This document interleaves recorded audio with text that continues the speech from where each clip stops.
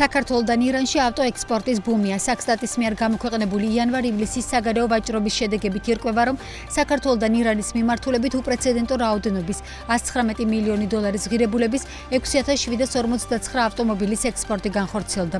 შედარებისთვის 2025 წლის ანალოგიურ პერიოდში ავტოექსპორტი მხოლოდ 7 ავტომობილს შეადგენდა. მისი ღირებულება კი 151,000 დოლარი იყო. შესაბამისად, წელს თანხობრივად ირანში ავტოექსპორტი 78,9%-ით გაიზარდა. ამ მაჩვენებლით ირანმა პირველად საქართველოს ავტოექსპორტის რეიტინგში მესამე ადგილი დაიკავა ყირგიზეთისა და ყაზახეთის შემდეგ. ირანში ავტოექსპორტი 2026 წლის 28 თებერვლის, ანუ შეერთებული შტატებისა და ისრაელის მიერ ირანის წინააღმდეგ სამხედრო მოქმედებების დაწყების შემდეგ გააქტიურდა, რის შედეგადაც ირანში ტრადიციული საზღვაო გზით ავტოიმპორტი შემცირდა. როგორც ირკვევა, აღნიშნული მოთხოვნა ნაწილობრივ საქართველოდან გააქტიურებული რეექსპორტით დაბალანსდა. მთლიანობაში 2026 წლის იანვარ-ივლისში საქართველოდან უცხოეთში მილიარდ 160 მილიონი დოლარის ღირებულების 48,314 ავტომობილი გავიდა რეექსპორტზე. წინა წელთან შედარებით ეს მოცულობა 318 მილიონი დოლარით, ანუ 21,9%-ით არის შემცირებული. 2026 წლის იანვარ-ივლისში საქართველომ უცხოეთიდან 967 მილიონი დოლარის ღირებულების მილიონი ტონა ნავთობპროდუქტები შეიძინა, რაც თანხობრივად წინა წლის ანალოგიურ პერიოდთან შედარებით 33%-ით, რაოდენობრივად კი 9%-ით მეტია. ამასთან თუ 2025 წლის 7 თვეში 1 ტონა საწვავის საშუალო ფასი 751 დოლარი იყო, წელს ეს მაჩვენებელი 917 დოლარს შეადგენდა. ქვეყნების მიხედვით ყველაზე მეტი საწვავი საქართველომ კვლავ რუსეთიდან შეიძინა. 2026 წლის 7 თვეში რუსეთიდან 292 მილიონი დოლარის ღირებულების 393,000 ტონა ნავთობპროდუქტები შემოვიდა. თუმცა გასული წლის ანალოგიურ პერიოდთან შედარებით რუსეთიდან საწვავის იმპორტი 11%-ით შემცირდა. მეორე ადგილს თურქეთი იკავებს 125 მილიონი დოლარით. თურქეთიდან 2026 წლის 7 თვეში 112,500 ტონა საწვავია შემოსული, რაც წლიურად 154%-იანი მატება. მესამე პოზიციაზეა რუმინეთი, საიდანაც საქართველოს 111 მილიონი დოლარის ღირებულების 129,000 ტონა საწვავი შეიძინა. მნიშვნელოვნად გაიზარდა აზერბაიჯანული საწვავის იმპორტიც. 7 თვეში აზერბაიჯანიდან 88 მილიონი დოლარის ღირებულების 90,100 ტონა საწვავი შემოვიდა, რაც წინა წელთან შედარებით 131%-ით მეტია. ყველაზე მკვეთრი ზრდა კი ბელარუსიდან იმპორტში ფიქსირდება. იანვარ-ივნისში ბელარუსიდან 56 მილიონი დოლარის ღირებულების 56,200 ტონა საწვავია შემოსული, რაც წინა წელთან შედარებით 3,504%-ით გაზრდილი მაჩვენებელია. საქართველოდან ელექტროენერგიის ექსპორტი 6 წლიან მინიმუმზეა. საქსტატის მონაცემებით წელს 7 თვეში საექსპორტო ბაზრებზე 11 მილიონი დოლარის ელექტროენერგია გავიდა, რაც გასულ წელთან შედარებით განახევრებულია და ამასთან 2020 წლის შემდეგ ყველაზე დაბალი მაჩვენებელია. ამ პერიოდში ელექტროენერგიის ექსპორტიდან მიღებული შემოსავლით 2023 წელი იყო გამორჩეული, როდესაც საექსპორტო ბაზრებზე ელექტროენერგიის გატანით მიღებული შემოსავალი 77,3 მილიონ დოლარს აღემატებოდა. სახელმწიფო ელექტროსისტემის მონაცემებით კი წელს 7 თვეში ექსპორტზე 215,7 მილიონი კილოვატ-საათი ელექტროენერგია გავიდა. აქედან 66,7 მილიონი აზერბაიჯანზე მოდის, რომელიც ძირითადად ორი ქვეყნის სისტემების პარალელურ რეჟიმში მუშაობას ასახავს. 169 მილიონი კილოვატ-საათის ექსპორტი კი თურქეთში მოხდა, რომელიც წელს დაბალი ფასის გამო ქართული კომპანიებისათვის მიმზიდველი არ იყო. ივლისში საქართველოში ელექტროენერგიის გამომუშავება მცირედით 0,6%-ით გაიზარდა და 1390 გიგავატ-საათი შეადგინა. TBC კაპიტალის მონაცემებით გასული წლის ივლისთან შედარებით მკვეთრად შეიცვალა გენერაციის წყაროები. კერძოდ ჰიდროელექტროსადგურებმა 1371 გიგავატი გამოიმუშავეს, 3,9%-ით მეტი ვიდრე შარშან. 81%-ით 11 გიგავატამდე გაიზარდა ქარის სადგურების გამომუშავება. მზის სადგურებმა 2 გიგავატი ელექტროენერგია აწარმოეს, ხოლო თბოსადგურების გამომუშავება წლიურად 89%-ით 5,9 გიგავატამდე შემცირდა.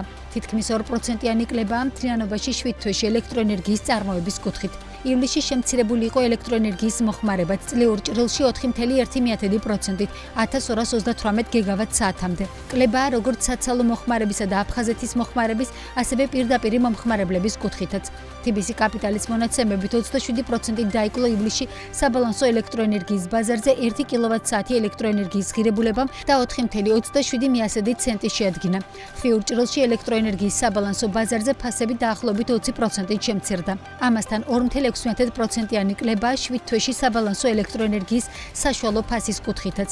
საშუალო შეწონილი ფასი 1 კილოვატ-საათზე 5,73 ცენტი იყო. 2026 წლის ივლისში საქართველოსთან ელექტროენერგიის ექსპორტმა 116 გიგავატი შეადგინა, რომლის 90%-ის მიწოდება თურქეთისთვის მოხდა, სადაც საშუალო საექსპორტო ფასი კილოვატ-საათზე 4,71 ცენტს შეადგენდა. საქართველომ წელს მოცვის ექსპორტიდან 63 მილიონ 100,000 დოლარის შემოსავალი მიიღო, რაც გასული წლის ანალოგიური პერიოდის მაჩვენებელთან შედარებით 48%-ით გაზრდილი მაჩვენებელია. საექსპორტო ფასი 1 კილოგრამისთვის 6 დოლარი და 46 ცენტი იყო, რაც გასული წლის 7 თვესთან შედარებით მცირედი კლებაა. 2025 წლის იანვარ-ივლისში ფასი 6 დოლარსა და 71 ცენტს შეადგენდა. ქართული მოცვის მთავარი ბაზარი კვლავ რუსეთია, სადაც წელს 7 თვეში 8,859 ტონა მოცვი გავიდა, რომლის ღირებულებამ 57,3 მილიონი დოლარი შეადგინა. მეორე ადგილზეა გერმანია დაახლოებით 1,5 მილიონი დოლარით. გერმანიაში 240 ტონა მოცვის ექსპორტი განხორციელდა. სამეულში შედის ნიდერლანდები 1,1 მილიონი დოლარით და 167 ტონით.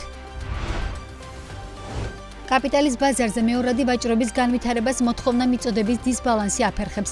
TBC კაპიტალის დირექტორი BMG-თან ამბობს, რომ საქართველოს კაპიტალის ბაზარზე ზრდა ნარჩუნდება. ბაზარმა 3 მილიარდს მიაღწია და მზარდია ინტერესი როგორც ადგილობრივი, ისე უცხოელი ინვესტორების მხრიდან. ოთარ შარიქაძე ამბობს, რომ მეორადი ბაზარი არსებობს, არის ობლიგაციების გასხვისების შესაძლებლობას, თუმცა ინვესტორები მაინც ამჯობინებენ ფასიანი ქაღალდების შენარჩუნებას ვადის ამოწურვამდე. TBC კაპიტალს შეელიან, რომ უახლოეს მომავალში ბაზარზე აქციების ემისიაც მოხდება, რადგანაც ინვესტორთა მხრიდან ინტერესი არსებობს. დარწმუნებული ვარ, ქართული კომპანიებიც შეძლებენ მსგავსი ტრანზაქციების განხორციელებას და ნელ-ნელა ვუახლოვდებით იმ ეტაპს, როდესაც ბაზარზე გამოვა არა მხოლოდ სასესხო, არამედ კაპიტალის ტიპის ფასიანი ქაღალდებიც, ამბობს ოთარ შარიქაძე. ბაზარზე ჩვენ ხედავთ, რომ მოთხოვნა საკმაოდ მაღალი არის ფასიანი ქაღალდების. აქედან გამომდინარე, მეორადი ბაზარის ნაკლებობა არის, იმიტომ რომ ძირითადად ინვესტორები ყიდულობენ ფასიან ქაღალდს, ინახავენ ამ ფასიან ქაღალდს ბოლომდე. ამიტომ რა თქმა უნდა არის მეორადი ბაზარი და ინვესტორებს აქვს საშუალება რომ გაყიდონ ფასიანი ქაღალდები თვითმწება, თუმცა უფრო მეტი მოთხოვნა არის ფასიანი ქაღალდებზე დღესდღეობით, ვიდრე მიწოდება. და ეს იმ პირობებში, როცა ბაზარი მზარდია. TBC-მ საერთაშორისო საბანკო ინსტიტუტთან Standard Chartered Bank-თან საკორესპონდენტო თანამშრომლობა დაიწყო. შედეგად TBC-ს განმარტებით კიდევ უფრო გამარტივდება და დაჩქარდება საერთაშორისო გადახდების პროცესი. Standard Chartered Bank-ი ერთ-ერთი წამყვანი საერთაშორისო საბანკო ინსტიტუტია, რომელსაც ფართო გლობალური ქსელი და ძლიერი პოზიციები აქვს საერთაშორისო გადახდებისა და საკორესპონდენტო ბანკინგის სფეროში. სწორედ ამიტომ თანამშრომლობა განსაკუთრებით დაეხმარება იმ კომპანიებს, რომლებიც ყოველდღიურად ახორციელებენ ტრანზაქციებს უცხოელ პარტნიორებთან, ასრულებენ იმპორტ-ექსპორტ ოპერაციებს და ჩართულნი არიან საერთაშორისო ვაჭრობაში. თანამშრომლობა ხელს შეუწყობს საერთაშორისო ვაჭრობის შეუფერხებელ განხორციელებას, ბიზნეს აქტივობის გაძლიერებას საქართველოში და ქვეყნის ეკონომიკის განვითარებას, აცხადებენ TBC ბანკში. ავიაკომპანიების სუბსიდირების წესები შეიცვალა. მთავრობის ახალი დადგენილებით იცვლება ავიამიმართულებების სტიმულირებისას ახალი მიმართულების განმარტება. თუ ძველი წესით ახალ მიმართულებად ითვლებოდა რეისი, რომელიც აეროპორტში ბოლო 6 თვის განმავლობაში რეგულარულად არ სრულდებოდა, ახალი დადგენილებით ავიაკომპანიას შეუძლია სტიმულირებით ისარგებლოს, თუ მიმართულების რეგულარული შესრულების დაწყებიდან ასევე 6 თვეზე მეტი არ არის გასული. სტიმულირების თანხის ზედაზღვარი უცვლელი რჩება. პირველი კატეგორიისთვის მაქსიმუმ 600,000 ევრო, მეორე კატეგორიისთვის 500,000 ევრო, მესამე კატეგორიისთვის 400,000 ევრო, ხოლო მეოთხე კატეგორიაზე 300,000 ევროა გათვალისწინებული, თუმცა დაკორექტირდა პერიოდი. თანხა განისაზღვრება პირველი ავიარეისიდან მომდევნო 1-დან 3 წლამდე პერიოდში, ნაცვლად პირდაპირ მომდევნო 3 წლისა. უცვლელად შენარჩუნდა მოთხოვნა, რომ ახალ პრიორიტეტულ მიმართულებაზე ავიაკომპანიამ კვირაში სულ მცირე 2 რეისი უნდა შეასრულოს. ივლისში სამრეწველო პროდუქციის მწარმოებელთა ფაზების ინდექსი წინა თვესთან შედარებით 0,7%-ით შემცირდა. წლიურად კი 5,1%-იანი მატებაა. საქსტატის მონაცემებით 2026 წლის ივნისთან შედარებით ფასები 2%-ით შემცირდა სამთო მოპოვებითი მრეწველობის და კარიერების დამუშავების ჯგუფზე. თუმცა წლიურად ამ სექტორში მკვეთრი მატებაა. საქსტატის გათვლებით გასულ ივლისთან შედარებით 14,4%-ით გაიზარდა სამთო მოპოვებითი მრეწველობა და კარიერების დამუშავება. ჯგუფში აღსანიშნავია 16%-იანი მატება ლითონის მადნებზე. დამამუშავებელი მრეწველობის პროდუქციაზე ფასები წლიურად 5.2%-ით გაიზარდა. მათ შორის ფასები გაიზარდა კვების პროდუქტებზე 6.6%-ით და ძირითად ლითონებზე 11%-ით. თუმცა ამ ჯგუფში წინა თვესთან შედარებით 0.3%-იანი კლებაა. წინა თვესთან შედარებით ფასები ასევე 3.1%-ით შემცირდა ელექტროენერგიის, აირის, ორთქლისა და კონდიცირებული ჰაერის ჯგუფზე. ამ ჯგუფში ფასები წლიურადაც შემცირებულია 1.7%-ით. წყალმომარაგების, კანალიზაციისა და ნარჩენების მომსახურება კი წლიურად 5.7%-ით არის გაძვირებული.